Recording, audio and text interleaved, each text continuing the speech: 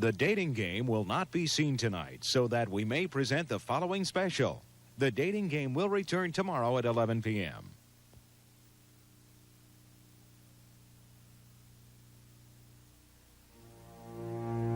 It started over 200 years ago, an experiment in self-government called the United States of America. No one back then could really tell where it would lead or if it would last. Today, there are democracies from India to Argentina, some stable, some not. Some of us take the freedoms of a government by the people for granted, as if it were a natural right. Others guard it as a fragile thing, as precious as life itself. What if we lost those freedoms? What if those 210 years were erased from the history books? If we awoke one morning to find our destinies in the hands of others, another country, another people, the Russians, for instance, how would we react? Would we fight back? Or pretend that life could go on as before? Pretend that we could remain the same people without those town meetings, the juries of our peers, the election craziness, the Bill of Rights? What would the loss of liberty do to that feisty, funny, self-reliant, spit-in-your-eye, compassionate, and cantankerous thing we call the American character? To answer these questions and ask many more is the purpose of a new ABC miniseries called America. Life in these United States in 1996, 10 years after a Russian takeover. That seems harmless enough. Another bit of thought-provoking entertainment. What would the harm be? Who could object? It seems when it comes to a miniseries called America, everyone has something to say, from the Kremlin to Keokuk.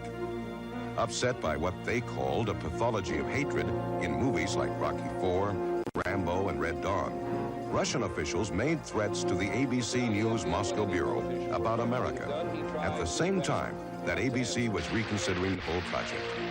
These coinciding events put America in the spotlight. The New York Times accused ABC of, quote, dumbness squared. The Wall Street Journal accused the Times of blindsiding the network. A top administration official said ABC should, quote, consider telling Moscow where they can put their intimidation. Margaret, the camera mark. Okay, here we go, please now. Was ABC proving the validity of their premise even as they abandoned it? Well, they didn't abandon it, and the film was made. The controversy will likely remain, spurred on by the fact that few outside the production have seen Donald Wrye's massive script. What I'm relying on in all of the cases of these camera units is your own individual inventive and creative perception of what you see. But maybe that hot exchange of ideas is what the movie is all about. Freedom and responsibility.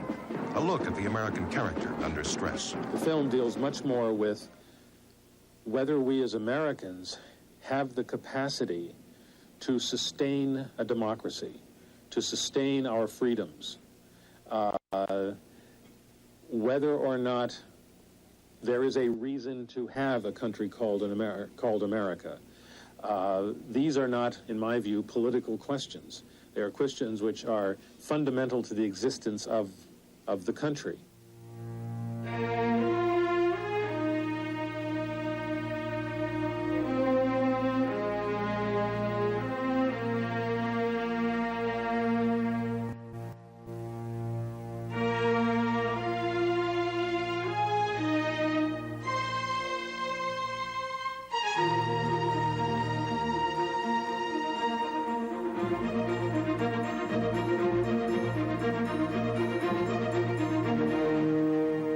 The storm over America will continue in a moment.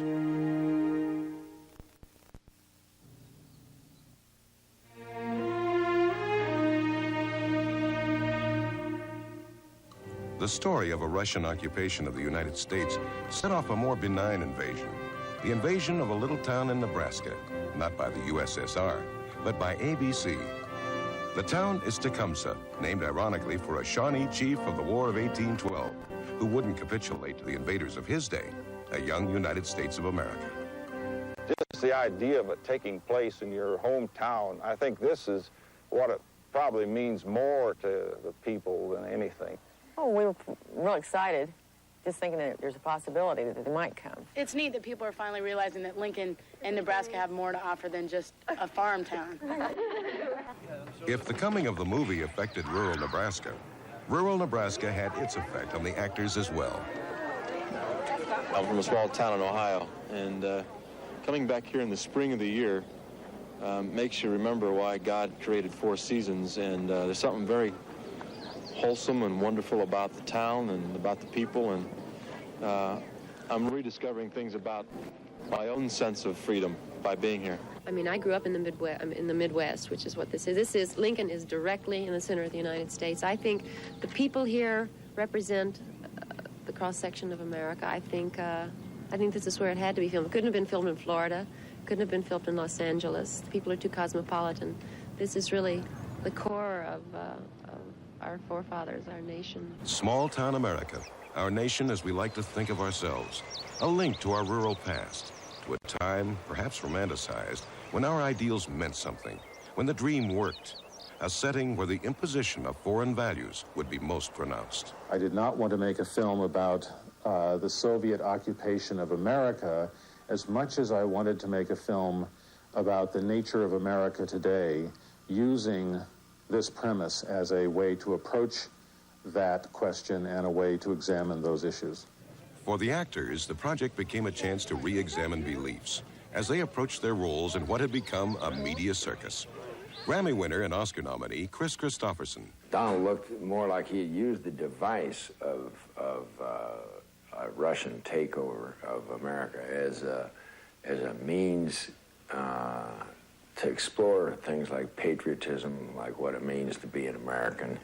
Call to Glory star Cindy Pickett. It's not anti-Russian, it's not anti-American, it's not pro-Russian or pro-American. It's just a story about people and something that happens to these people, and it's a movie to think about. Oscar nominee for Swing Shift, Lahti. I feel that the premise is really just a device to explore America, to really take a hard look at American democracy. Spencer for Hire's Robert Urich. Freedom and democracy is something that has to be nurtured, something that has to live inside of each one of us, and that if we're not careful, it'll go away. I never noticed you being particularly interested one way or another in being an American. Damn, I am so tired of this I'm an American bull. Where was all that patriotism when it counted? Where was that willingness to sacrifice? Nobody wanted to join the damn army to defend the country unless they got paid well. Nobody wanted to give any time to public service unless they could make a career out of it. And I didn't notice a lot of us giving up our lives in the last 10 years. I can't think of a more stimulating, thought-provoking, exciting what-if than the one that's presented in this movie. Even as this film is shot, it has succeeded on one level, provoking debate, testing the fabric of our society. Earlier in the century, Pulitzer Prize-winning editor William Allen White said, "Unless capitalism is willing to organize, to sacrifice in the renewal and revival of civilization, war will be a failure, and a weary, disheartened world will turn to some totalitarian tyranny." His fears for our freedoms linger in another small Midwestern newspaper office. In this business, one of the first things to go would be your community newspapers. We would have to have approval of the powers that be for every word that we put in. We wouldn't be able to, I wouldn't be able to editorialize. My thoughts probably wouldn't be what the head honcho's thoughts might be, so I would have to put in his version of what I think, and I wouldn't like that at all. A lot of people don't even vote, and they should take advantage of that. And it's a good thing we got at least a two-party system in this country. What would we be if we had just one party? We take for granted the things that we have, and we think it's going to continue on forever. And it may indeed for people my age, but for these kids, it might not. I do not believe it is the function of entertainment. I don't believe it's the function of film to, narrowly speaking, answer questions. I believe it is the function of this particular film to stimulate the asking of questions. The storm over America will continue in a moment.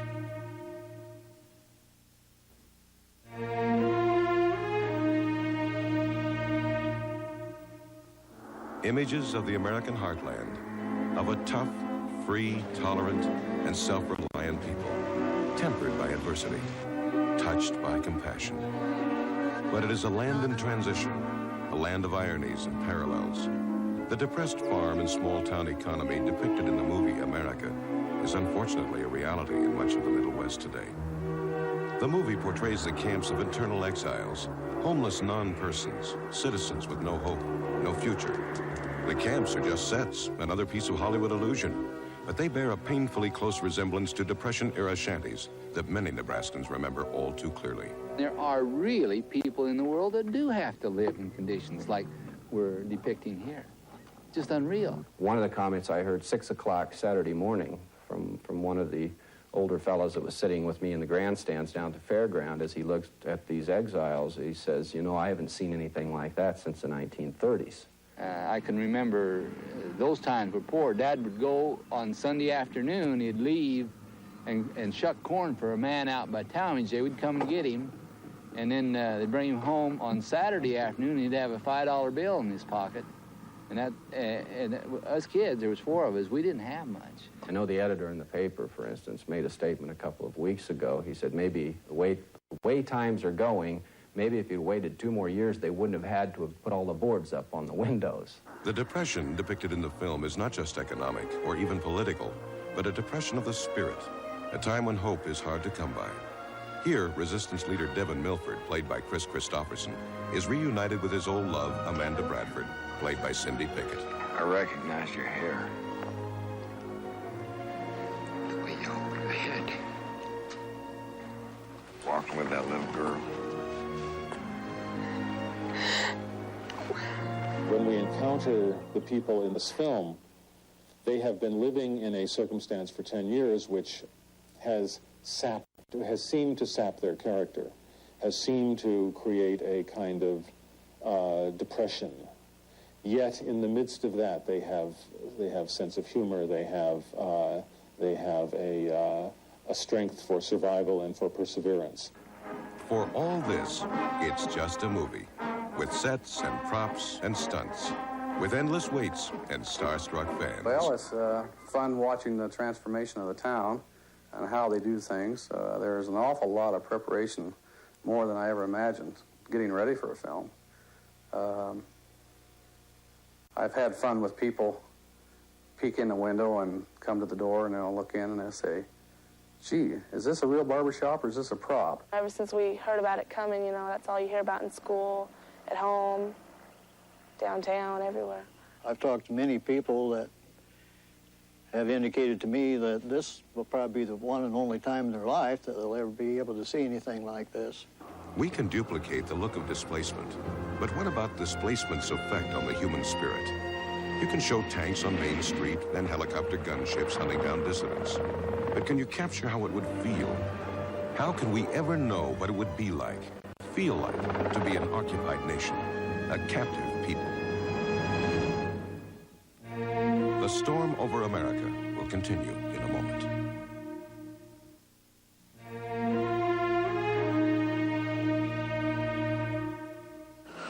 The American government was on the run. The enemy had entered Washington, burning the Capitol and the White House. After a 2-day occupation, the invading force retreated to their ships in the Potomac and headed for Baltimore. A scene from ABC's miniseries? No, a page from history. The invaders were British, not Russian, and the year was 1814, the last time that any occupying force was on American soil. Being the only Western Bloc nation and the only superpower spared the horrors and humiliations of occupation or widespread attack on our civilian population. How do we know what it would be like? How did ABC presume to know? One of the things that interested me was the psychology of occupied peoples, something that Americans have had no experience with. How does a people react to repression? How does a people react to the loss of its freedom? What about those who have lived under Russian rule? Given the film's premise, how do they think Americans would react? Would the occupiers meet with resistance or collaboration? Polish-born Russian scholar, Professor Richard Pipes. And you find a lot of people saying one of two things. Look, of course, we don't want this kind of a United States. We would like to go back to the kind of United States it was.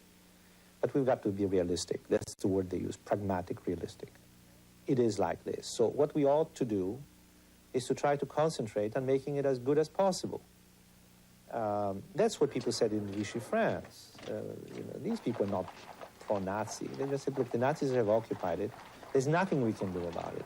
Therefore, let us make the best of it. The other group of people will say, well, it's really terrible, but I've got my family to think about, and I have to do the best I can. Of course, I'm a decent person, and I will do all I can not to make things worse for other people. And they're rationalized in this way. That's really how collaboration takes place, and it's a very vicious thing. Former Soviet diplomat and defector Arkady Shevchenko speculates on the effects occupation would have on the Americans. All television stations, all radio, all newspapers, everything will say the same thing. Absolutely. There will be no difference because it will be entirely controlled by some kind of the central authority. All the news will be the same, and that would absolutely would change mentality and psychology of the people in the United States. What are they talking about? Who knows? A lot of political junk. They're all gorks. Hey, when I get elected Erie Governor General, is that going to make me a gork? Hey, Dad, if you're a gork, you're a gork. Live it. What's a Continental Congress? The United States was formed.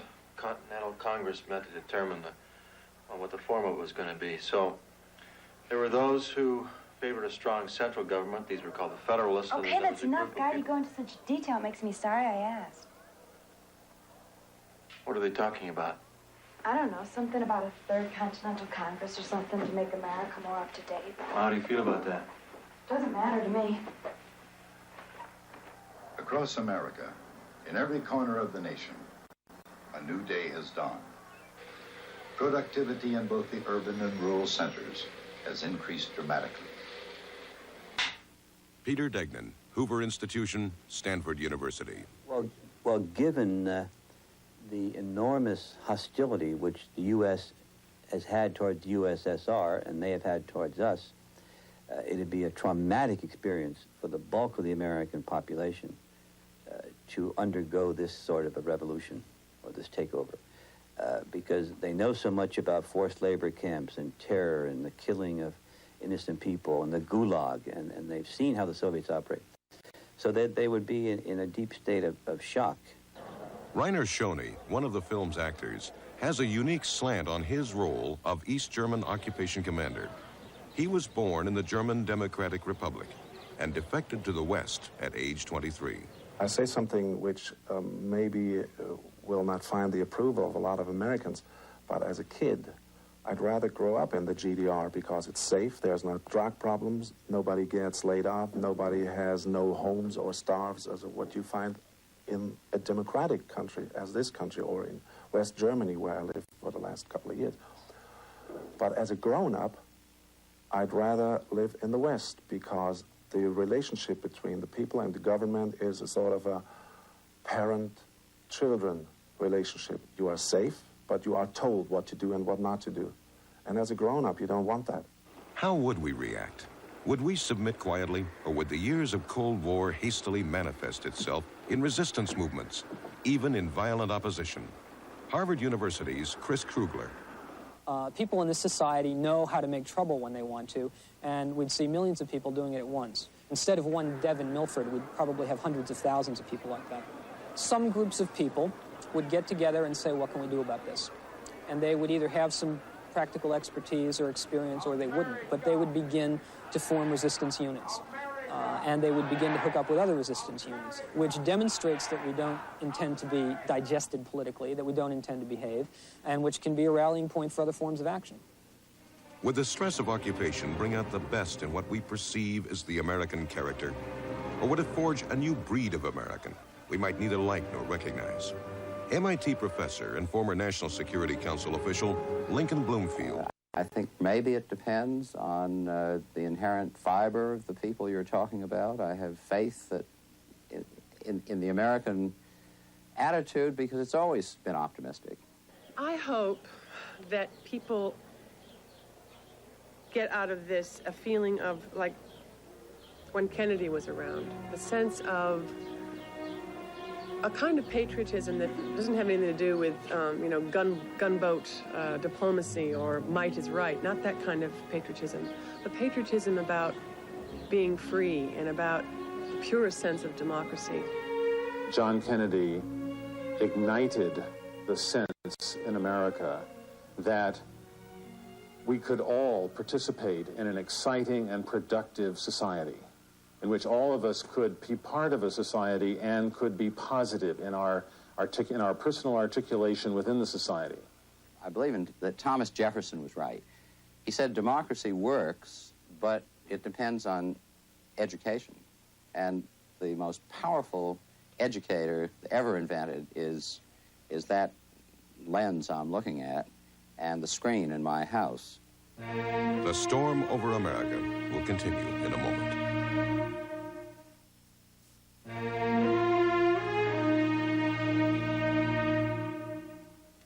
The storm over America will fade, but the questions discussed here and in the film itself will continue to be asked as we constantly redefine what our freedom means to us, how best to protect that freedom, and what it means to be an American.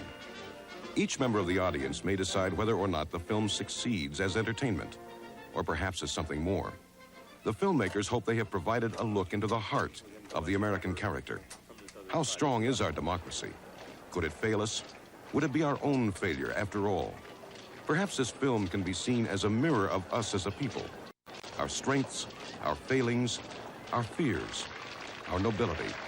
An examination of American values and attitudes. A hard look into our national soul. A century and a half ago, French nobleman Alexis de Tocqueville said, "I saw in America more than America.